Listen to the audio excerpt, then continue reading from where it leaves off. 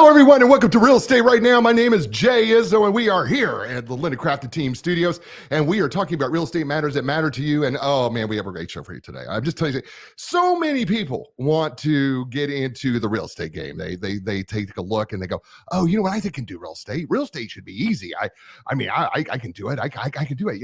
Well, you know what? It's not that easy. All right. But then some people go, oh, you know what? A lot of times real estate agents who don't make it, and actually most of them don't, you know what they'll do is they'll go into the mortgage world and they'll go, oh, I'm going to do lending. And then you find out that's not so easy too. So we're going to talk about how you get into real estate, all right, what you should know and what it takes to be successful. And then we're going to talk about, how you get into the mortgage business and what it takes to be successful there. So my first guest, of course, is, you know him well. His name is Dwayne Reese. He's with Linda Crafted Team Realtors, a selling specialist, buyer specialist. Dwayne, hi. Hey, how you doing? With you, Jay. That's great to have you back. All right, so listen, you've been in the real estate game since I was 20 and looked like I was 15. Well, you still look like you're about 17. So no, that's seriously, Jay. I got my real estate license in the summer between my sophomore and junior year of college. Okay. Asheville, North Carolina. I took a class with the Asheville Real Estate School. Really? And got licensed, passed the exam first time, 20 years old. All right. So here's the deal is that recently I read an article from the NAR that said that 87% of people who try to get the real estate license, they ultimately fail. They don't make it. They just don't make it at all. So the question then becomes, Dwayne, I think before we get to why they fail, let's talk about how we get into it. So I mean, you don't just wake up one morning and go, oh, you know what? I think I'm going to be a real estate agent. So what I'm going to do is I'm just going to go try to get my license. What's the process? That's exactly right, Jay. So I think, let's go to why people get into real estate. Okay. I think real estate looks like a very fun, very attractive profession, very attractive career. We all see people day in and day out buying and selling homes, right? Right. And we see especially this last couple of years, the market, the strength of the market, how many buyers and sellers there are out there. So I think it's an attractive looking field, an attractive looking occupation for a lot of different reasons. One, the strength of the market. Two, I think people look at it and they say, wow, that looks like a really cool, flexible schedule. I don't have to go punch a clock. I don't have to work remotely. I don't have to log in at this certain time or that certain time. And so it looks like a really attractive occupation. So I think there's a number of factors that attract people to that. But they don't realize all that goes in and the ins and outs of what it takes to be a successful real estate agent in this day and age. Right. So, okay, let's talk about just the very first process. So I decide, okay, I think I want to do this career. Or for a lot of people, they go, I think I just want to get my real estate license because I know some people. I knew this one guy or this one gal, right, who wanted to buy a house. And I thought, that's my ticket. That's my sign from God. I should be a real estate agent, right? It's funny you say that, Jay, because here's what prompted me. I mentioned getting my license when I was 20 years old. I grew up, born and raised in Asheville, North Carolina. I was going to the University of North Carolina, Asheville, cross-country runner, on scholarship, business major. And I took a business law class. It was part of my requirements for my business education. And one of the aspects of that business law class that we talked about was real estate. So that was just one component piece of that class. Right. And during that period of time, I was actually having a conversation with my dad and a guy he grew up with by the name of J.D. Jackson.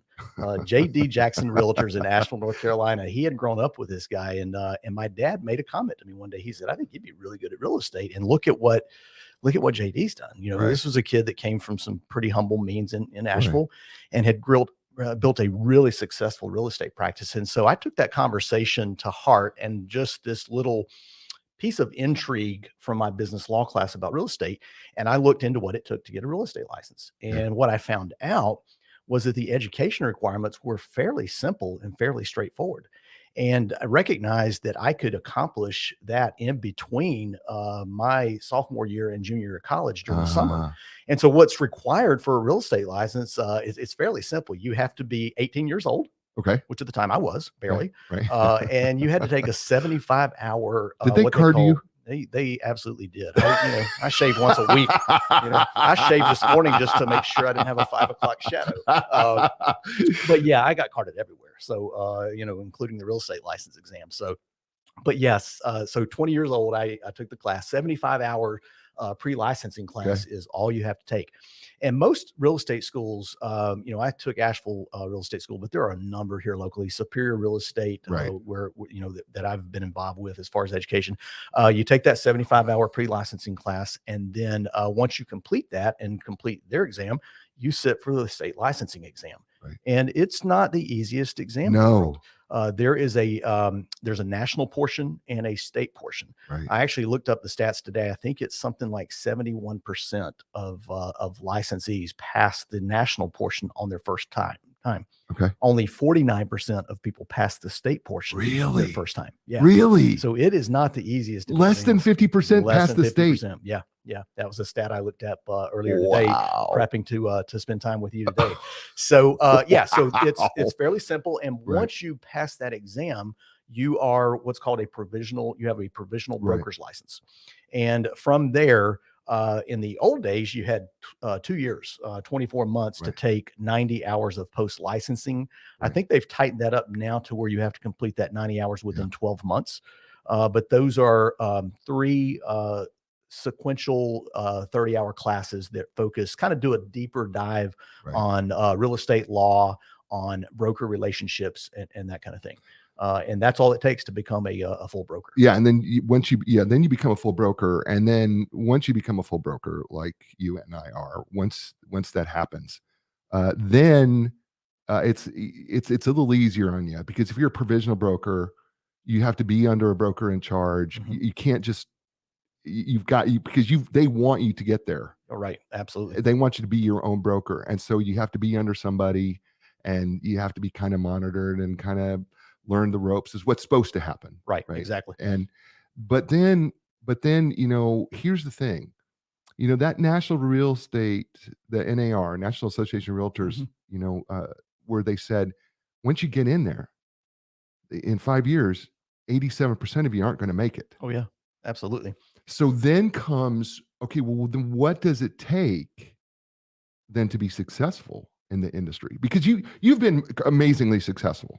I mean, it doesn't mean that there's not ups and downs. I mean, always. First of all, I think we need to be, yes, you've been amazingly successful in this industry, but I think people need to also know that didn't happen overnight either. It doesn't come easily. And Jay, the things that they don't teach you in real estate school are the things that absolutely separate you from being the 87% that don't make it and the 13% that do. Okay, let's talk about those. What do you see? What do you see? Because I know you coach. You coach some of the real estate agents here at Linda Craft. Absolutely. Team, and that come in, and some of them are newer to the business, and so you see it. So what are some of the things that they should be, I don't know if they should be teaching, but they don't teach, that you recognize? Well, when you start looking at the licensure requirements and what the real estate schools are actually trying to accomplish, they really are focused on one really narrow mission, and that is preparing the person in their classroom to successfully pass the real estate exam. That's their one and only goal, beyond making $1 from the fee that they charge that student, right? They do charge but the only way they're going to make $1 from that student that they charge is if they have a successful graduation rate, successful examination rate, people actually succeeding. And so if you look at real estate schools and you look at what they actually promote, they promote their success rate of people completing and passing the real estate exam. What they're not doing is teaching you anything that it takes to be successful as a real estate agent. And that is, there's just 100 moving pieces and parts in a real estate transaction. We have to be equal parts real estate attorney. We're not attorneys, but we have to know the law like a real estate attorney does, inside and out. As far as that contractual law, the listing agreement, the buyer agency agreement, the offer to purchase itself, we've got to know that really well inside and out, because we need to protect the interests of our clients. And that is our number one job as a real estate agent. We're not in the job of selling houses. That's the mistake. We're not in the job of selling houses. We're in the job of helping people buy and sell houses. And that's a different responsibility. So there's equal parts of trying to be this real estate attorney, hat on, making sure that we're, compliant with the law and helping people negotiate that. But then we also have to be equal parts, counselor, emotional support, because people are navigating the largest purchase of their life. They're not just walking onto a car lot and driving off with whatever pick their fancy. Right. They're really investing a large amount of resource from that standpoint. And so there's so many pieces and Well, parts in that. yeah, right. It's such a unique purchase too, because it's not like, when you buy a car, right? You're dealing directly with the dealership and the salesperson. Right. Well, when we're buying a house, there's two salespeople.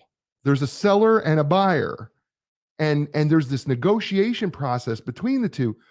There's all these people involved because you have the seller, you have the buyer, you have the seller's agent, you have the buyer's agent, right? Right. And so it's such a unique process. I don't even know what to compare it to when it comes to purchasing anything.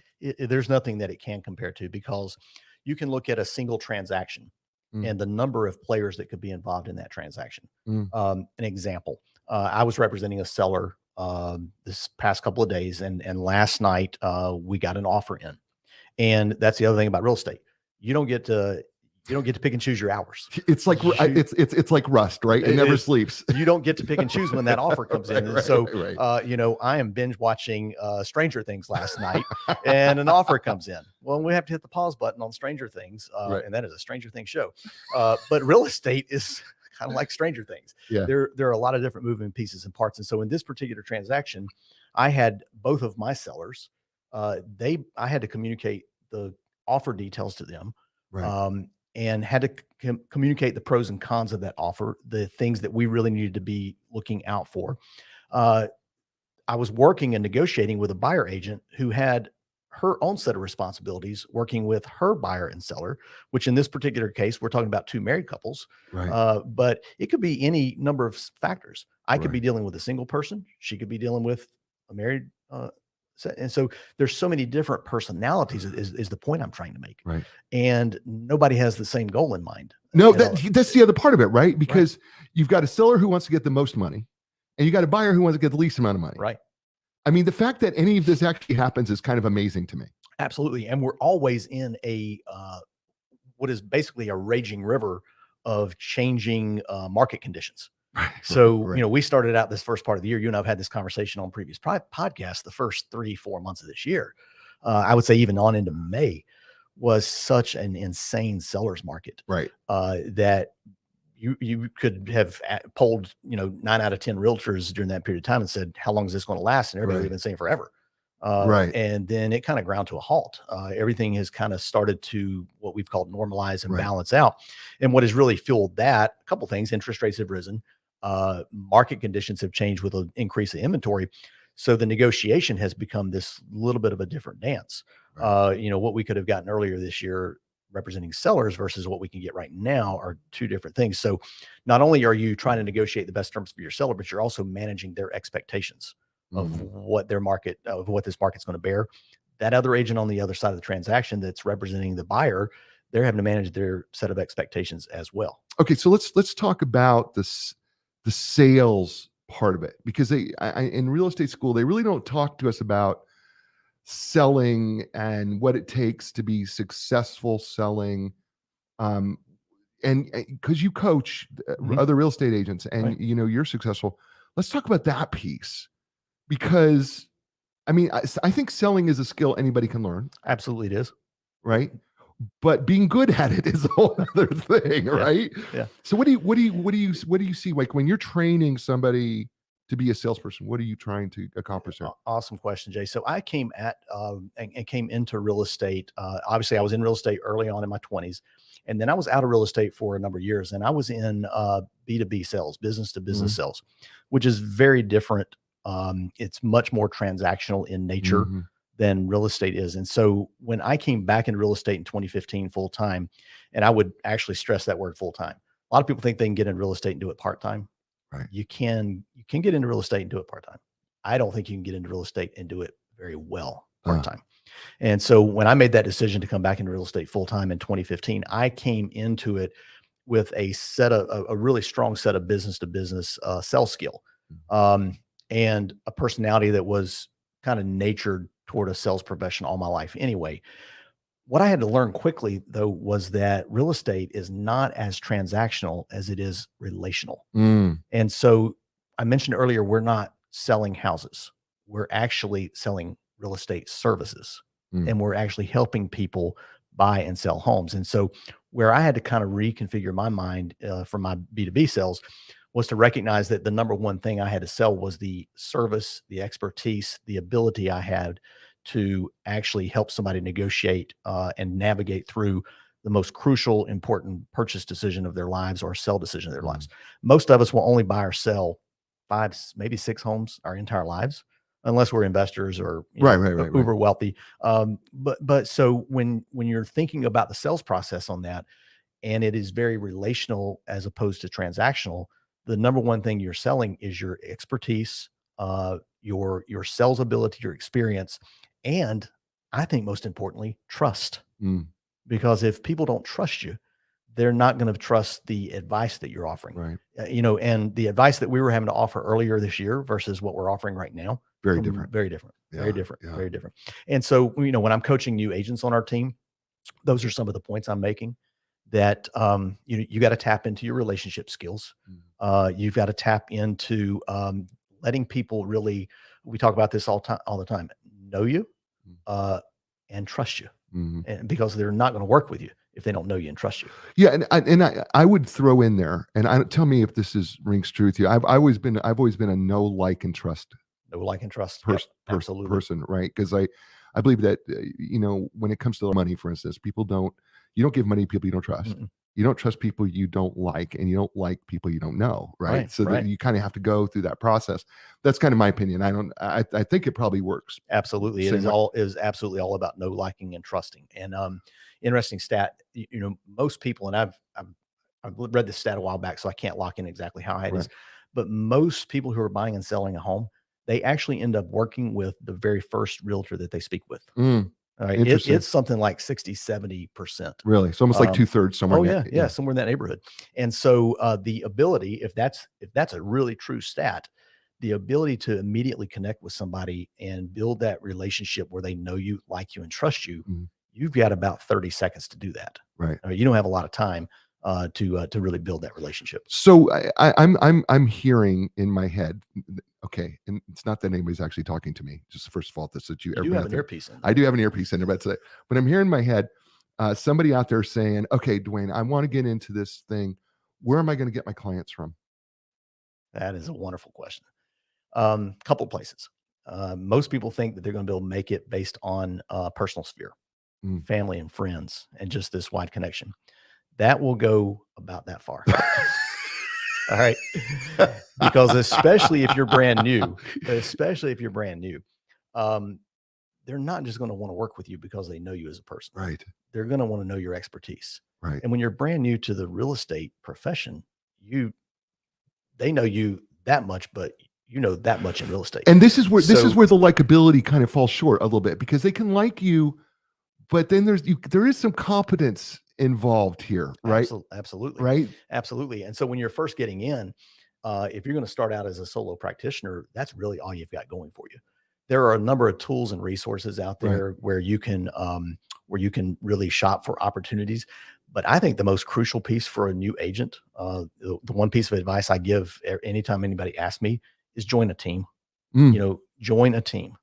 Look across the area where you happen to be. We're here in the triangle, but right. this podcast, people may be listening to it nationwide, worldwide. Yeah. Look across your particular market and find out who the top 5 to 10 teams are. Research them, find out what they have to offer, what their pros are, what their pluses and Right. minuses are, and look for your own personal fit with a team and get yourself affiliated around a group of more experienced agents because you'll do 2 things there. Number 1, you'll learn Mm. from those experienced agents. Number 2, you'll be with a team that's actually throwing opportunities your way versus trying to produce those opportunities on your Mm. own. And then thirdly, you'll be able to leverage the experience that team has, even though you may not have a whole lot of experience yourself. Well, this is okay. So now saying that, one of the things that you know I would probably add to what you're saying is, here with Linda Craft team, and it's hard for me to get rid of that ampersand, but here they actually do ongoing training. Oh yeah, absolutely. We train 3 times a week. We have Monday noon training. for the newer agents. We have a every Tuesday team meeting where there's always some level of training Right. and interaction going on, and then a very dedicated Thursday 9:30 Zoom call that everyone's on, and there's always a great exchange of ideas. There's almost never a 9:30 Zoom call that goes by, and I've got a lot of experience that I don't learn something new. Mm, We trained this morning on a new tool, not a new tool, but a new tool that some of us have not been using, RPR, which is a CMA tool. right. I learned things on that call today that I haven't been utilizing that'll help me down the road. So there's always this exchange of ideas, and Mm, then on that call, we're talking about current market conditions. right. We're having these conversations about what's going on in the market. And when you're an experienced agent, you can kind of start to pick up on changes in the market a whole lot quicker, a whole lot faster than the newer agents would. Right. So I think the training is really important. But then I want to go into this idea of back to prospecting a Mhm. little bit, because you're great at it. Thank you. I mean, well, it's not that I personally can see it. It's just that I'm told all the time, Dwayne's so good at prospecting. He is so good at it. I mean, you should see his follow up, and maybe that's part of it too. Is your follow up is so good. Help people understand, uh, why what you do to prospect, and then why follow up is so critical to being successful Yeah. as an agent. Here's what I would say, Jay. Let's start with the finish line in mind. All Mm. right. We've talked about this. I'm a runner, a marathoner. Mhm. If I want to successfully complete a marathon, or if I want to successfully complete a marathon in a certain time, there is a lot that goes into being ready on race day. You don't just show up and lace your shoes up and drink a bottle of Gatorade and think you're going to go run Yeah, that's not 26.2 going to happen miles. now. There are a number of steps in the preparation process that go into that. The reason I share that analogy is the best day in the world in real estate is closing day, Mm, when the folks that you've been getting to know are either closing on their very first home, or these people that just moved to Florida and are relocating, just got their house sold. Closing day is always, that's the finish line in real estate. But to get to that finish line, there are so many steps along the way. And when we go all the way back to the very first step, it is all about a willingness to pick up the phone, email, text, and try to connect with that person who's wanting to buy or sell. And that is a daily discipline. mm, So if we're talking about a marathon finish line, preparing for a marathon is a daily discipline of runs. You can't walk. You got to run, right. and you got to do it on a consistent daily basis to get ready for that marathon. Real estate's very much like that. It is follow up and outreach. It might even be a better word, to prospects that you have, people that have come either on your website or you've been introduced to. That's a daily discipline. And the way I try to break it down, I try to make it into a game. For me, it's Mm, always a game. I have daily goals. And my daily goal is to reach out to 27 people. And you say, how'd you pick 27? It used to be 20 just because that was a good round number, but I turned 54 this year, and I decided I was going to do half my age in outreach calls via email or text. And so I make it into a game. I have that goal daily of trying to reach out to 27 people. Some of those are people that have just come on our website. They've set up a property organizer. mm, Some of it's past clients. Sometimes it's something that pops up on Facebook with a past client. mm, I had a couple celebrate their wedding anniversary today. I right. picked the phone up and called and wished them happy anniversary. Thank you, Facebook, for reminding me of that. Right, right, Those right. are kind of tools that I use. But I turn it into a game. I do little things that I call 12 at 12. And you say, what's 12 at 12? Well, It's exactly what I'm doing. I think that there's a more likelihood that I'm going to get somebody to answer the phone between somewhere around 11:30 to 1 when they're on their lunch break. Right. So I have a goal of making 12 phone calls every day between 11:30 and 1. Not Ah, 12 text messages, not 12 emails, right. 12 actual phone calls. Okay. And then I do a little game I call 5 at 5. Can't do that today because we're on this Right, podcast, right, but I right. do the same thing somewhere between 5 and 6. I try to make 5 phone calls. So we do 6 at 6? How are you? I will. I will. And then I do this. I do a little game on Saturdays. I call it 7 on Saturday. And my 7 on Saturday is I specifically reach out to 7 past clients. Mm, I just check in, see how the house is, see what's going on, see if there's anything they need, see if they have any friends or family, that kind of thing. That daily consistent practice, it really does pay off. I made a conscious effort about 3 years ago that I wanted to move my business to 50% past client referral. Mm. And I did that, and then I upped the goal. And so this year I am tracking about 65% of all my business this year has been past client referral. You know, And it really is that follow up. yeah, well, I think your analogy with the marathon running is just so critical here, because you have to put in the miles, and then you have to push yourself a little bit each time, right? Always. Right. So it can't be you rest on your laurels going, I've run enough. Right. Right. Right. And let me use the running analogy again. I can't tell you the number of times training for marathons I had really bad workouts for whatever reason. I didn't get enough sleep the night Right. before. I didn't eat properly. Right. I wasn't hydrated. The weather was Right. awful. It doesn't matter why, but I had a horrible run. That doesn't translate into having a horrible marathon. And the reason I share that analogy is when you're doing that daily follow-up, you're going to get a fair amount of rejection. Mm. You're going to have people that take your call and then hang up on you, or you're going to have people that text you back. We were joking, a few of the agents on our team. One of the agents shared this text exchange that she had in follow-up a couple of days ago. It was almost comical. I can't believe this person texted that back.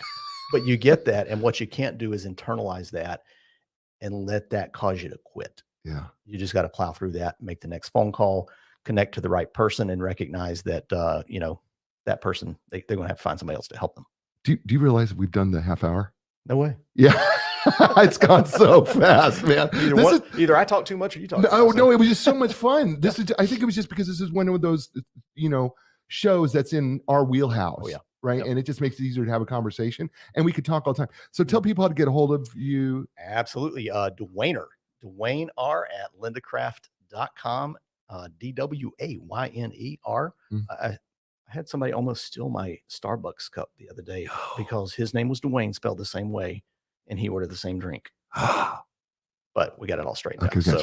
Okay, give me and phone number 919-623-3731. And you be like, if you're watching and people have questions about getting into real estate, you'll answer those questions. Absolutely, glad to. Always. Yeah, that's awesome. All right. Dwayne, you're great. Thank you so much. Great to see you, man. All right, brother. Take care. Send in Paul Fitz. I was Dwayne Reese, listing specialist, buyer specialist with Linda Craft and team. I keep saying it. The and it's Linda Craft Team Realtors. And our next guest coming in, you've seen him several times before. He is a veteran of being on this show a lot. His name is Paul Fitz. He's with Advantage Lending, and he is a lot of fun. He's also a great friend, not just of the show, but we're good friends. Poof. Hi, Jay Izzo. Hi, Paul. How you doing? Good. How are you? I'm doing great. Listen, I gotta say a shout out to my gorgeous wife, Joelle. And yes, I'm wearing Cody Jane's jeans that she purchased for me. So I'm wearing them. Good for you. Yeah. All right. So thank you for that. Thanks, Cody James. Yeah. Right. All right. So we just got through with Dwayne talking about getting into the real estate business. Yeah. And one of the things that in the National Association of Realtors stats was that 87% of realtors fail in the first 5 years. And so a lot of times, and realtors will want to go into the mortgage business, or people just want to go in the mortgage business. I know a lot of times people from your mortgage business want to get into real estate, right? And do that. But help people understand, first of all, before we get into how to be successful in the mortgage business, how do you get into the mortgage business? Oh, wow. So different world now. Okay. So when I got into the mortgage business, I basically apprenticed into the business. Now, yeah, see, because that was in 1999. That was a very long time ago. Oh gosh, yeah. In a galaxy far, far away. Yeah. So I apprenticed in the business, but I still had to take a test. I had to take a national test. I had to take a state test. Nowadays, people have to take a 40-hour course. Once the course is completed, then you have to take a class exam. It's almost like the real estate courses. You have to take a class exam, then you have to take a state exam. You still have to take a national exam. And then you can be licensed as a loan officer.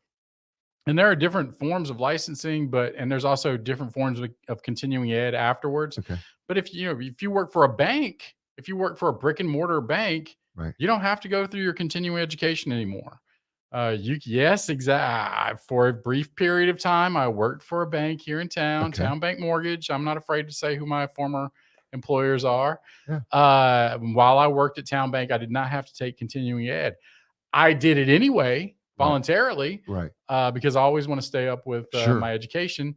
But brick and mortar banks, totally different guidelines than us guys out in the broker world, so to speak. So it is very similar, where we have to take a pre-licensing class and then we go take our licensing test. And if we pass it, and Dwayne gave some incredible stats that like 49% of the people that take the licensing that don't pass the state portion, Right. 70 plus will pass the national portion, Right. but less than half pass the state portion. Isn't that crazy? Yeah. What is this? Is there similar statistics for mortgage lending? Do you know? I honestly, I've never even looked into it, but I will tell you the licensing to be a mortgage lender, it's it's in depth.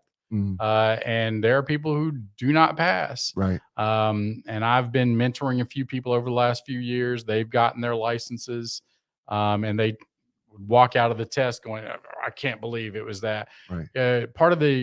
Part of what they do in these licensing courses for exams, they'll just throw word questions at you to trip you up, and therefore it kind of hurts people on their scores. So okay. Yeah. So one of the things in real estate is that we have this provisional broker status. So once you pass, you become a provisional broker, and then with the next 2 years, you got to get your broker's license.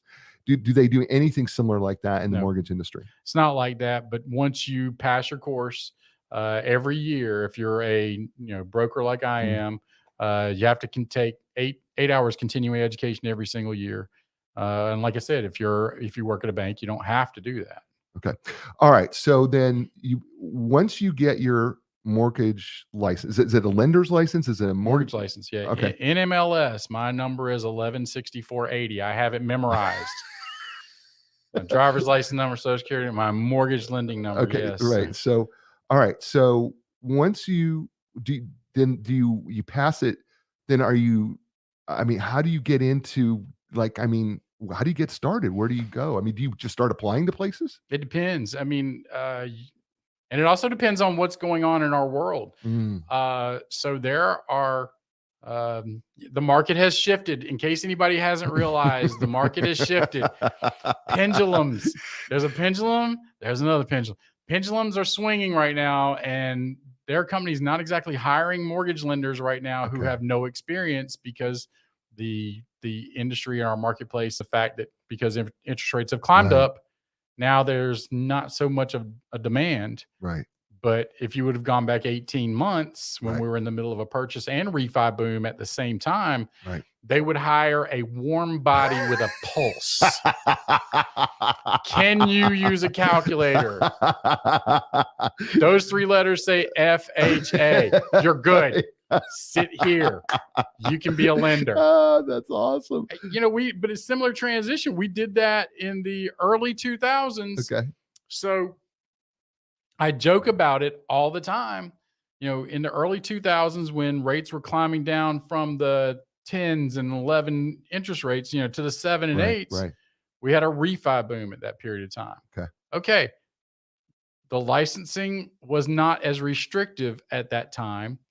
If you had a pulse, you could become a licensed lender. Right. And therefore not me. Okay. Right. But there were people who were literally taking guys who were selling used cars and turning those guys into mortgage lenders, which then, of course, we all know what happened in 2008. I don't have to replay the movie The Big Short for anybody. Right. Okay. So, all right. So, but you are going to have to kind of go out in the market once you have your license, and you're just going to have to see what's available. Correct. Okay. All right. So let's say you land one and you're out there. Then do different lending institutions, or I don't know, mortgage companies, do they have training programs to help you get, because here at the Linda Craft Team studio, at the Linda Craft Team office, they got ongoing training. Correct. For new agent. Like if you're a new agent, there's a new agent training here. There's my wife is a team member. Right. Zoom calls every Tuesday morning, 8:30 in the morning. Thursday. Thursday. So, and also continuing training here in the office. Right. So what about mortgage lending? Everything depends. And it also depends on the organization. I go back to my the very first organization, the very first company I Mhm. was with as a lender was CTX Mortgage. Mm. CTX, it was how do I say this? The culture of CTX was an incredible company, Mm. and therefore they wanted to make sure you had southeastern regional meetings, you had national meetings, but you were always with coaches, you were always with more experienced loan officers, you were always given the experience and knowledge from professionals who've been in the business, 15, 20, 30 years if you were a rookie at the time.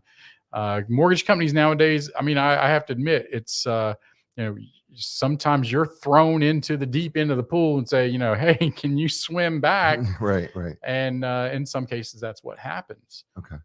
But most companies I've worked for since those days, we'll take new people under our wings. We'll train them as Right. best we can. We never just say, oh, well, even though you're working with me, you're kind of my competition. We don't do that. Okay. All right. So now now we're going to run this transition Yep. because I asked the same thing to Dwayne. I said, okay, it's one thing to be a mortgage lender. It's another thing to be a successful mortgage lender. Wait a minute, me? Well, you're incredibly successful. You've been doing this for a long time. I know. Okay. See, look you've better. been really successful in this industry, and you've done it with different. As a matter of fact, you've been successful every place you've ever been. Correct. I mean, I met you when you were at CTX, Yep. which was the first one, I think, for you. Yep. And you've been different places, but you've always been successful. And so I'm wondering, the person who's thinking about going into the mortgage business as a lender, okay, what does it take to go from just being, okay, I'm now a mortgage lender, to I'm going to be a really successful. What is some of the steps that you had to do to get yourself to that level when you started? So, number one, don't have a personal life. It doesn't pay. Abandon everybody you know. No. But there is some truth in that. If it's truth for the real estate agents Right, I mean, here, though. That's what Dwayne said. I mean, Yeah. Dwayne said, you have to be prepared that you're nights, weekends, Saturdays, Sundays. that you're Same for us. Yeah. Any mortgage lender who says they work Monday through Friday, and maybe they are successful, but there's also the element of we're doing this to help people. And sometimes people need help after hours. Sometimes people need help on weekends. And, we don't exactly have the little R2D2 droid with the little thing, help me, Obi-Wan Kenobi, Right. you're my only hope, Right. But sometimes we are their only hope because they may have gotten into a situation that other people can't think out of the box to do. And being a guy who has really and truly, I've kind of branded my career being a guy who can think outside the box. I don't break guidelines, but I push them and I squeeze those guidelines as hard as I possibly can. I will challenge underwriters. I will photocopy and scan them a copy of the guidelines, highlight it, and say, "Show me." My career has been part lawyer, part doctor, and part salesperson, and I've been rewarded for it. But we've talked about this before. I'm at that point in my career where I'm really trying to guide people. I want to be more of an advisor. I want to give back. I want to help folks out. So when you first started out in this business and you recognized, okay, this is the thing that I want to do, and I mean, how did you go about prospecting? How did you get your clients? What did you do? How did you go about doing that? Because I'm sure that's what they, when somebody gets into this, they're going, okay, that's great, Paul. I'm a mortgage lender now. I've got my license. I've got my NMLS number. Okay. What next? Yeah, where do I get? Now where's the people coming from? So you've met my brother Sean. Yeah. Okay. Sean brought me into the mortgage game. He was a mortgage lender himself. And I love my brother, and my brother's one of the smartest guys I know, by the way. But his ability to create relationships was never as strong as mine. And I'm not knocking him. It's a little bit different. First night I ever had a party for my real estate agents who were sending me business. He sees me, and I'll tell you, I'm name dropping. So Ida Turbot comes walking in the door, and I see Ida, and I walk over and I give her a hug. Now my brother takes me to the side after that, and he goes, "Hey, that's a business professional. You you shake her hand and you say, thank you for sending me the business. And I said, no, she's a woman, and women like hugs. And, we, honestly, I've brought a lot of people into my life. Right. They are my life. Right, right. My friends, Yeah, my yeah, family. yeah. I mean, I love all you guys that I Right. work with. Right. And it's been, I want to say it's been business fruitful, but there's a lot more to life than just that. It's been friend fruitful. It's been everything fruitful. But So, it's I think one of the things that you've done so successfully is that you've just been genuinely sincere about the relationships that you've been building. correct. No, like I said, I love my friends. But I mean, they're my friends now, by the way. Right. Yeah. I mean, because we enveloped. Yeah, we developed. I mean, our relationship started as I went to a party that you were doing. What was I doing? You were DJing. I was DJing at this party. At a party for real estate people. So, I mean, would you recommend then that somebody who's new into the mortgage lending business, that they start to become friendly with real estate people, or you start to generate that relationship? Or if I were brand new in the business, didn't know anybody, didn't have a mentor to bring me in, mentor to bring me into the fold.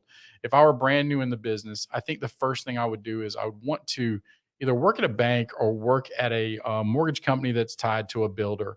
And I'd want to work, with on-site agents. Why? Because you've got business walking in the door at this point. Oh, okay. And it's even though people expect you to just know everything, right? It's a really good way for people to learn the business.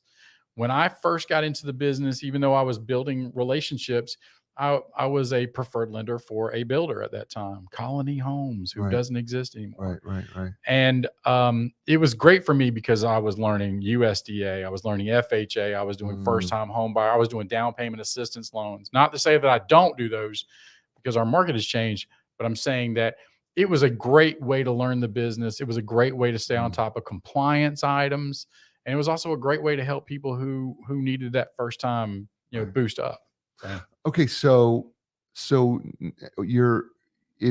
what transitioned for you from that, okay, you're working with the builder to working with, I mean, did you work with agents, or did you have friends that you knew were buying houses and you worked that way? What was? So all the above, but I'm a local guy, local kid. I know a lot of people already. I had a 10-year career prior to getting into the mortgage business. My clients from that prior industry were architects, engineers, construction workers. I worked for a blueprinting company. And as soon as I got into the industry, the first thing I did was I revisited my old clients, let them know where I am, what I'm doing, how can I help you? And again, remember, by the time I got in 99, people were still coming off the 11, the 12, the 13% interest rates. And I started doing refinances for a lot of those clients. They already knew me. They already knew what kind of person I was from being in there, for a salesperson for them before. So the trust was already there. And again, having that trust has been very helpful through everything in my career, because I've never let them down in that industry. I didn't let them down as a client for mortgage, and then they refer you. So it's so interesting because, Dwayne, when he was on here, he talked about how just important trust was to the whole thing. And I know we say that, but it really is something that you have to develop over the course of time. It's something, we talked about know, like, and trust, Dwayne and I did, but we also talked about that people can like you, but if you're not competent, they may not trust you either. If you're an idiot. Right. But I mean, because you could be likable. Yeah. Right. I know you and I like you, but when it comes to your industry, maybe I don't feel you're as competent as if you don't know your nuts and bolts. Right. Yeah. And I compliment my brother when I say this. Okay. My brother, when I first got into the business, the smartest guy in the room as far as products and guidelines, never saw anybody better than him. Even to this day, even though guidelines have changed and I've seen everybody in the industry, at the time he was in the business, never saw anybody who knew guidelines, but he memorized them. He knew it. And because of his diligence, it made me want to learn everything too. It made me want to be a more proficient loan officer at that point. And I did exactly the same things he did. I knew the guidebooks backwards and forwards. When new guidelines come in, we have what's called MRI guidebooks. I read them, I research them. If anything looks different from the following, quarter, because they come out quarterly, and I highlight it, put it on my desk, and say, okay, I got to figure out what's going on with this. Okay, so I'm hearing a couple things from you here, and then I'm maybe complimenting way too many people. Or? no. I mean, one is that you have to be in a constant learning mode. Always. Yeah, no matter where you're at in your industry. I know a lot of people want to think, oh, I just got to learn everything up front when I'm early in the industry, but I think it's more important actually that you keep learning as you're longer in the industry, because you got to stay up on top of it. Continuing education, even if you're a mortgage loan officer and you work in a bank, and even though you're not required to take continuing education, I highly recommend that you take your continuing ed, do it anyway, pay the money. It's only $180 every year to pay for the classes to do it. Right. But it's not just the guidelines that we have to learn. I mean, I watch the markets daily. Right. Daily. Right. I know you do. Yeah. So we have to stay up on what the bond market is doing. It's part of our class. The second thing I heard you say that I think is really important is you worked from a sphere of people you already knew. Then how do you, right? And so you can do that in any industry, you can work that. But if your sphere is small, how do you get outside that? What's the best way? I mean, because you had such a huge sphere because you were from the area, local kid. You were local, and then you had 10 years in another industry that was related to the industry that you were going into. Correct. And so, so you had a little bit different advantage, so how, if your sphere is small, and let's say you come into an area and you're from out of town, but you have your mortgage lender license, now what do you do to be successful? It's a brand new thing. I mean, and you cannot be a shrinking violet in this business. You have to have a personality to bring to the game. Know your products, know your guidelines. And something that I have done since I was in the business from day one, I go to my closings. If you get a closing, go to your closings, meet agents at the closings, meet the clients, shake their hands. I give them a hug because I'm happy for them. But if you go to closings, you're going to meet more people. You're going to meet more agents. I know name dropped Ida earlier. Right. The first time I met her, she was the listing agent on a closing that I was at. Right. And that's how I first met her. Right. So for anybody new in the business, try to be out there as much as you possibly can. Whatever your social circle is, make sure they know what you do, but always talk about what you do and always try to stay up on the markets and what the guidelines are. I'm gonna throw something else at you. Go ahead. that you do that I know you don't think about it, but you do it because it's how we met, and that was you became part of somebody else's social sphere.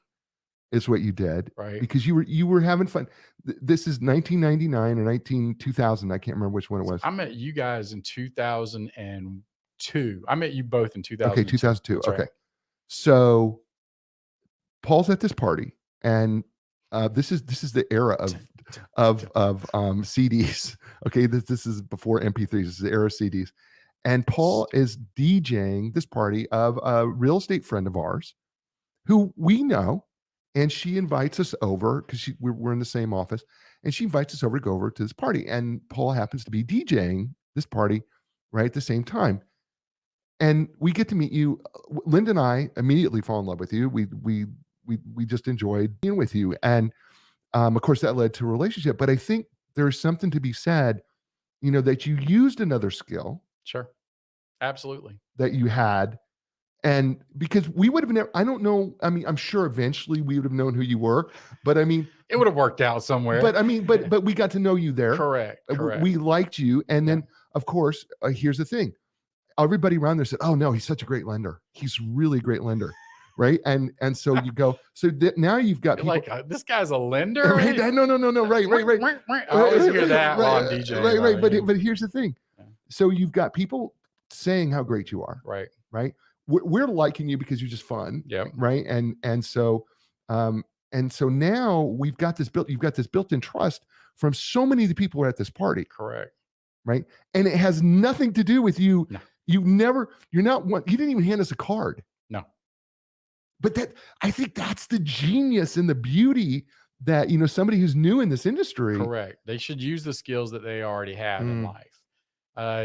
But I see it everywhere. I've seen just the other day, Joel and I were at Northside Bistro. We're having dinner, and our waiter hears us talking. Okay, he comes over and he hands me his card.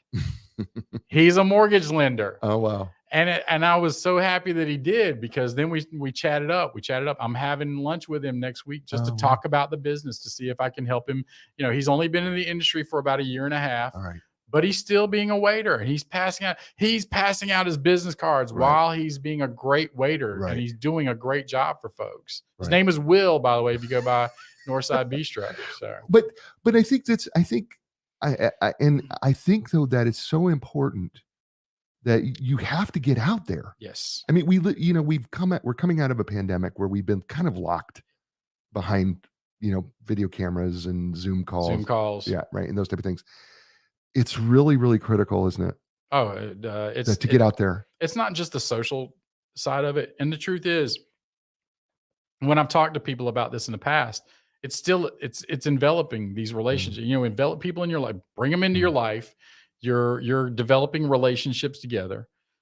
It's just like any other thing. It could be a marriage, it could be a boyfriend, girlfriend, or whatever.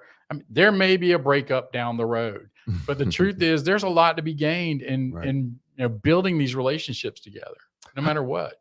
Okay, I've got to ask this question because Dwayne talked about that. In the industry, he's also become this part-time counselor. How much better are you as a counselor now than you were when you started? Because you become a counselor in these housing situations too, don't you? One of the phrases I like to use now is when I'm on the phone with husband and wife. First of all, I'm not a marriage counselor, but let me tell you what we have going on and how we should handle this. And I do say those words, but yeah, I hear it from both sides. Right. I know if somebody's had a drinking problem. I know if she's about to announce to everybody, not even hit the husband, that she's pregnant. Oh, okay. But yes, it's everybody, they treat us almost like we're a confessional, like we're priests. Well, you're going to get to know some things about people Everything. Right. Yeah. I mean, you're going to know things that the average person is just not going to know. Everything. Right. I mean, because we had Catherine Young's on here. Yeah. Right. And I saw it, Catherine. Good job on the podcast. And she talked about a particular incident where the husband bought some jewelry. Wasn't for the wife. And it wasn't for the wife. That never happens in this business. Well, I mean, you kind of got to be, that's something that, they don't teach you in the mortgage lending school, right? Is that you got to be prepared for that. There's a lot of things that they don't teach us how to sidestep, but as a professional, there's issues that come up that could blow up an entire deal. I worked on one today where the client, we do what's called soft pull. 5 to 10 days before closing, we do a soft pull on credit just to make sure there's been no new car purchases, nothing crazy. Had a client today. Her student loans have gone into collections. Oh, no. I am going to fix this problem, but we're going to delay closing maybe by a day or two at best. Right. But I'm still going to fix the problem. And I've got her to work on it. We'll have everything squared away in an extra 48 hours. So we have this young lady who just wrote something to you that gave some suggestions for new mortgage lenders to meet people. She said, by the way, her name's Joelle. Oh, yeah. And I've met her. Yeah. Networking events, church, the gym, community events, friends of friends, volunteering. Yeah. Those are all things, right, that they can do when they get into this industry. So fun, like join a club, dog park, Facebook, take a class. So, but let's go back. That's why you married her, by the way. She's pretty smart. I married her because she's hot. So, one of the things about DJing, I volunteered for several charity organizations, several charity events. Jingle Ball, which was I don't know if it was, but it was one of the biggest fundraisers, one night fundraisers in Raleigh every year. I DJ'd it for 9 years, and I didn't charge them anything. One year they paid me $300, and I'm like, you don't have to pay me. I'm here for fun. And she is smart, Linda. That's right. And I got a lot of referrals, not just for DJing from there, but also I got mortgage lending, I pass out business cards and people call me, hey, you did a great job at Jingle Ball. Hey, by the way, we're buying a house. Right. Right. So it is part about, being social and getting out there. It's important. But I think, again, is because we've been doing this for so long, we've been in the industry, I just feel like it's important to give back to the community. Yeah. Linda does a great job, by the way, Red Cross, Right. all the other charities that she does. So we did it. We did 30 minutes. Oh, man. Let's keep going. Get those phone calls going right now. I wish we could. Yeah. So tell people, first of all, thank you. And tell people how they can get a hold of you. Email me, pfitts@advantagelending.com. You can call my cell, 919-612-0043. Again, that's pfitts@advantagelending.com, 919-612-0043. Jay Izzo, thank you for being a great host. Thanks, as always. Yeah, hang out with me here. Hey, listen, folks, it's the show. You know what? Thank you so much. We know you had a lot of choices. You chose us, and I appreciate you doing that. Wherever you listen to us, whether it's a podcast, whether you watch us live, or whether it's beyond TV, thank you so much. Listen, as we say to you, and we part this time, we'll have another great show next week. So as I say to you all over the world, ciao, everybody.